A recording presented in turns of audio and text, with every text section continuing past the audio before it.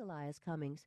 She'd been told by the women in the office when he stepped up to the plate that he was a fair man, a learned man, a man who knew and took his job seriously. If he didn't approve of women in the bureau, he never let it show. She liked his grandfatherly looks, the twinkle in his eyes. He had a sense of humor about everything except the bureau, and that's the way it was supposed to be. She wasn't sure he knew anything about her other than her name and social security number, so she couldn't help but wonder why she was standing here in this hallowed room with what the bureau considered its other top agents. Elias Cummings motioned for all 6 agents to take seats. They obliged, their eyes on the director and the 6 colored folders in his hands. They all knew something was up, something important. Erin could see the questions in her fellow agents' eyes as they wondered why she was here. Cummings addressed Erin first as he opened her file. His eyes were thoughtful as he skimmed through her performance evaluations. He didn't look at her until he got to the background check report. There was no twinkle in his eye when he asked her why she hadn't informed the Bureau that she knew several members of the vigilantes. "I beg your pardon, sir. Would you mind clarifying the question?" "It says right here," Cummings said, waving a sheet of paper in the air, "that you grew up with Barbara Rutledge, Myra Rutledge's daughter, and Nikki Quinn, Myra Rutledge's adopted daughter. Nikki Quinn is a member of the Vigilantes, as is Myra Rutledge." "That was 20 years ago, sir. We were children. We played together. We were friends. We stayed in touch for a while, but we got on with our lives. I did go to Barbara's funeral, and I cried the way everyone else cried. She was too young to die. Nikki, Barbara, and their mother came to see me when I graduated from the academy. They gave me a lovely pearl necklace. When I bought a house, Nikki's law firm handled the closing. After a while, the Christmas cards stopped, and we lost touch. I'm sure that's all in your file, sir."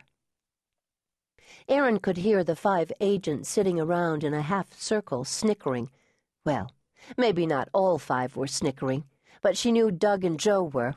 Somehow, some way, she was going to make them pay for those snickers. Her nerve endings started to twitch as she wondered if there was any way for Director Cummings to know how she had secretly rooted for the vigilantes the day they were arraigned in court, and how her fist shot in the air when she'd heard they'd gotten away.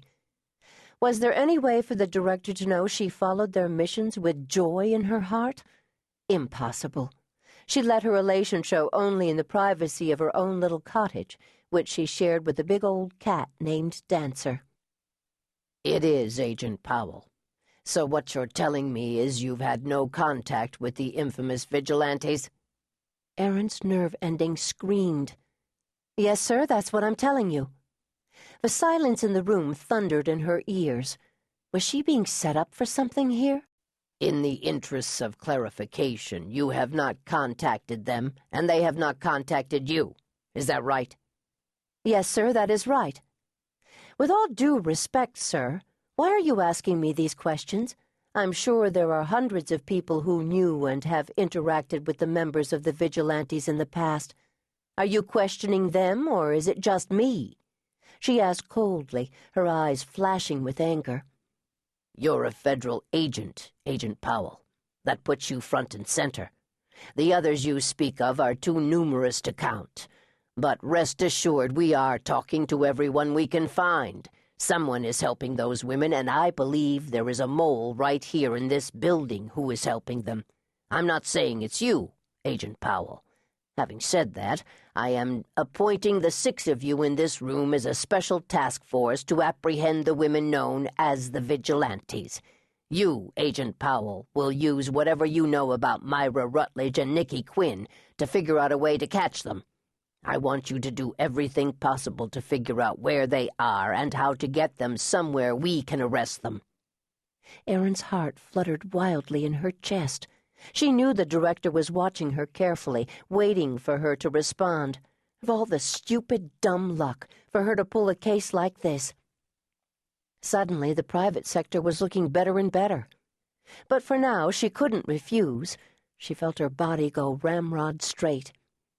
"How would you suggest I go about doing this, Director?" She couldn't resist a sarcastic shot of, "So far, no one else in the FBI has had any success in